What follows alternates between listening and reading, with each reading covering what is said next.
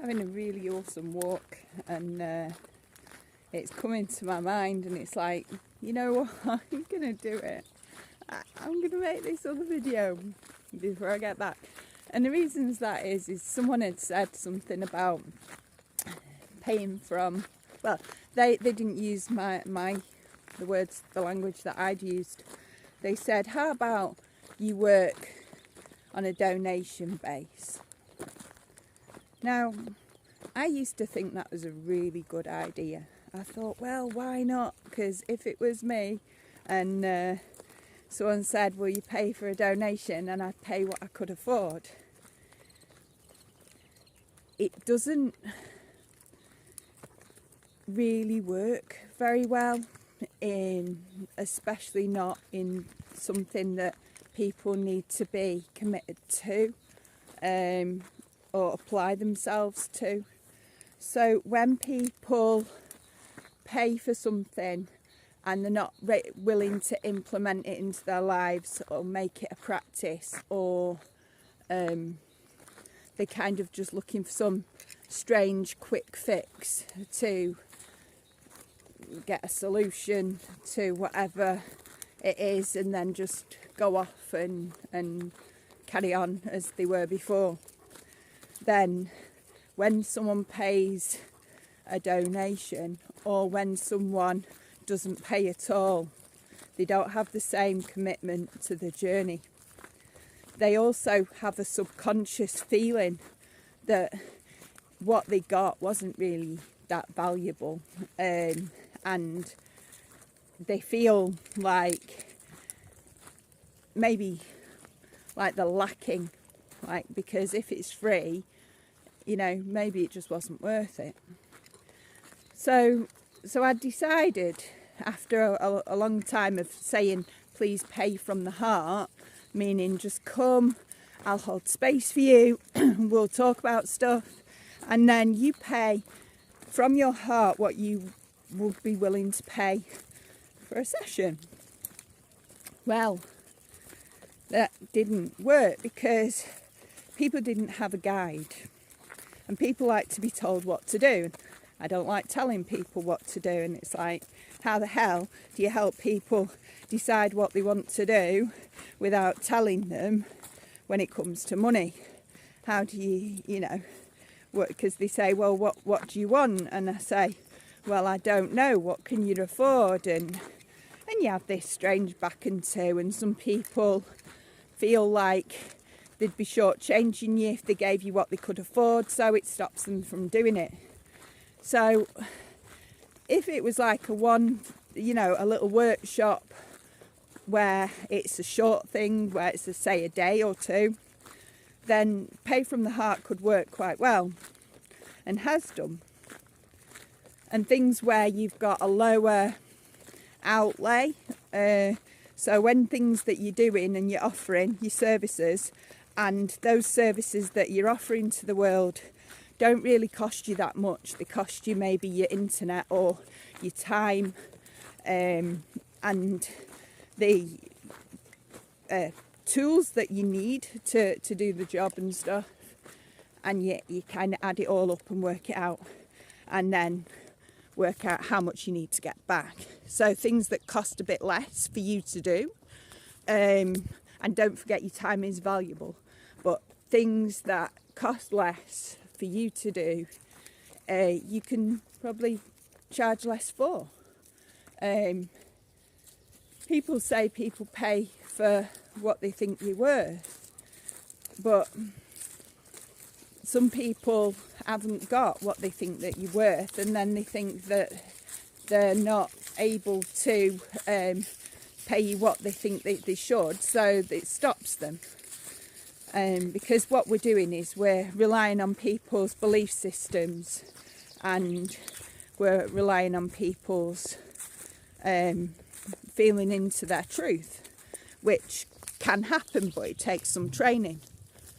So what I came across after this discussion with an amazing woman called Mamabear in the Algarve, and Poppy was using something that she'd been taught by one of her friends and someone she went to see, and it was called an ethical sliding scale.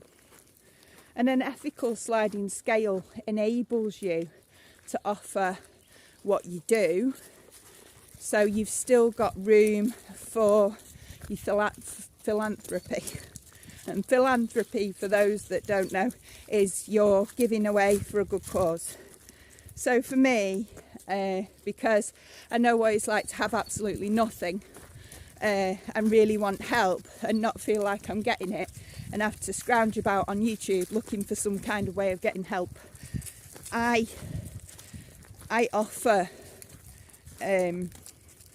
free services to people.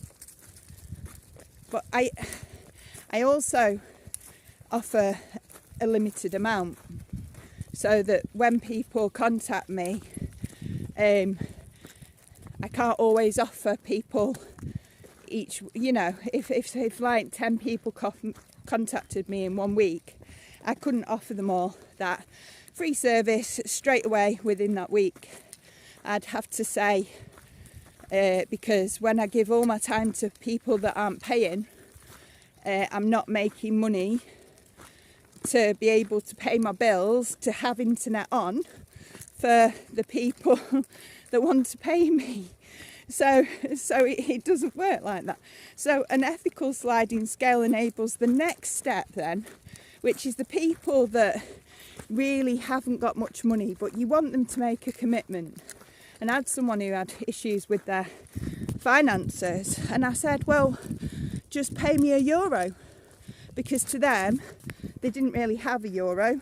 It took them a lot to get €1, and they could pay €1 and know they were circulating money. I was like, you pay me €1, I guarantee I'll give you exactly what I'd give anyone else, because that's truthful, that's ethical. Let's watch where I stand there. Hold on. Batty, Elsa, come on.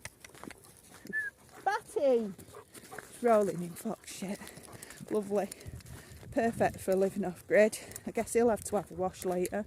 But anyway, so where was I? Yeah, so that allowing someone to pay something that they know they want to pay, that you can help them feel not stupid paying it, helps them remember they're circulating, and then they're invested. They know that they've had to get that money and pay you that money, and that's cool. So then that next stage, really, you give people a guide. So if you've really not got much money and you're really struggling to do stuff, but you want my service, I'm going to give it you for a certain amount, and that certain amount is way lower than average amounts for your service. You know, people can pay about 80 to 100, 150 euros an hour for what I do. Easy. But I don't want that amount of money in one shot when it comes to giving a service. And it's not that I'm not worth it, it's that money needs to be circulated, right? And maybe that money's better going into someone's belly or looking after the family. So I choose a bit lower than that. It'd be different if it was if I was offering a day service or a 2-day service, then I'd feel more comfortable with that. So I'm feeling into my body what sits right with me, and then I feel into what sits right with me that's realistic for people with very little income. Then you have the next step, which is those people who pay the bills and they get everything sorted and they just about manage, but they don't really live the most lavish of lifestyles, but they're comfortable enough to pay all the bills and not being too much worry when it comes to money. So they get a next stage, and the final stage, because there's 4 stages, is those people that pay all the bills, no problem.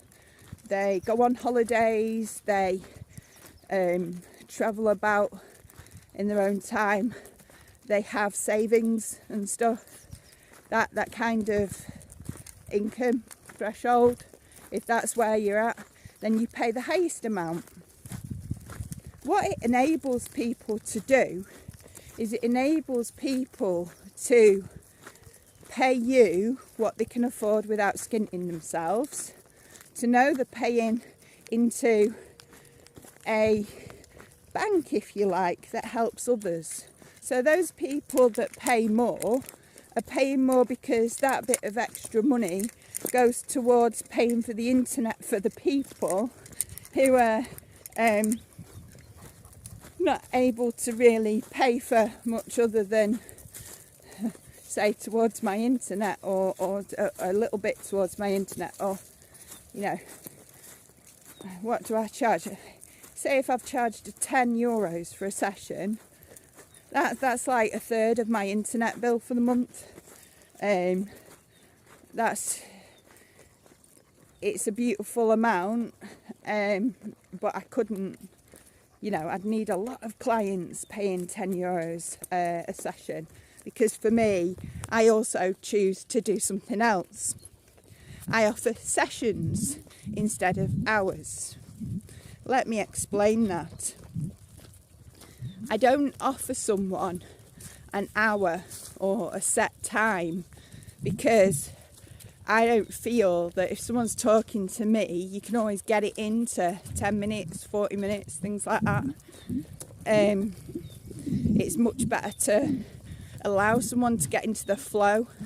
I remember going to so many different counselling appointments, and you just start to open up and you just start to flow, and they'd be like, you've now got 5 minutes left of your session.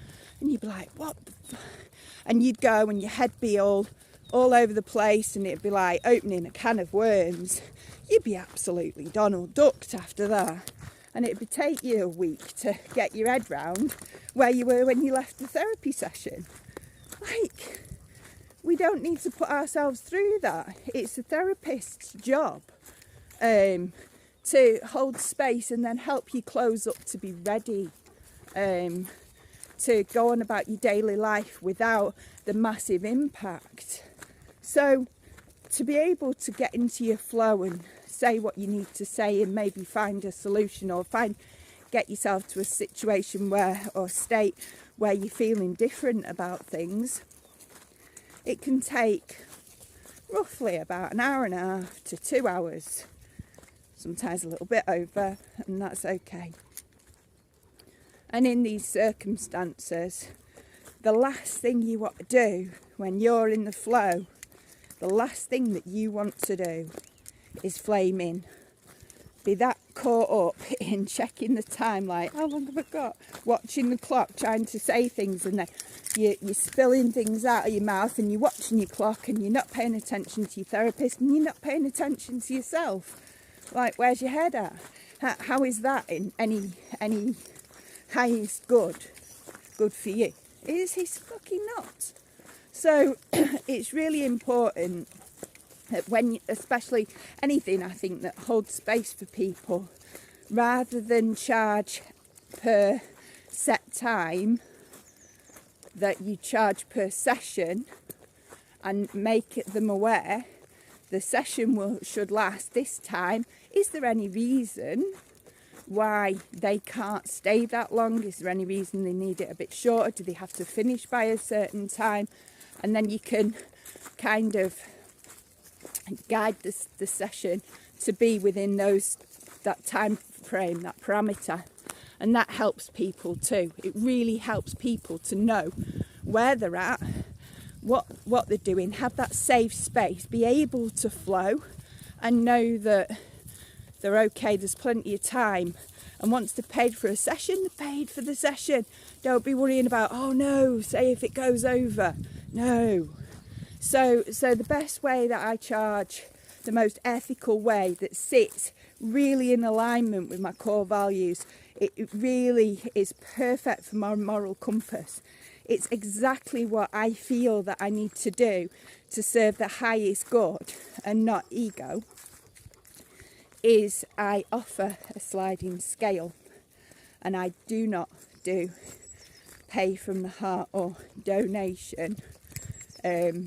we come to a mutual agreement on an amount that sits right for them, where they're definitely still showing commitment to their journey, even if that's just €1.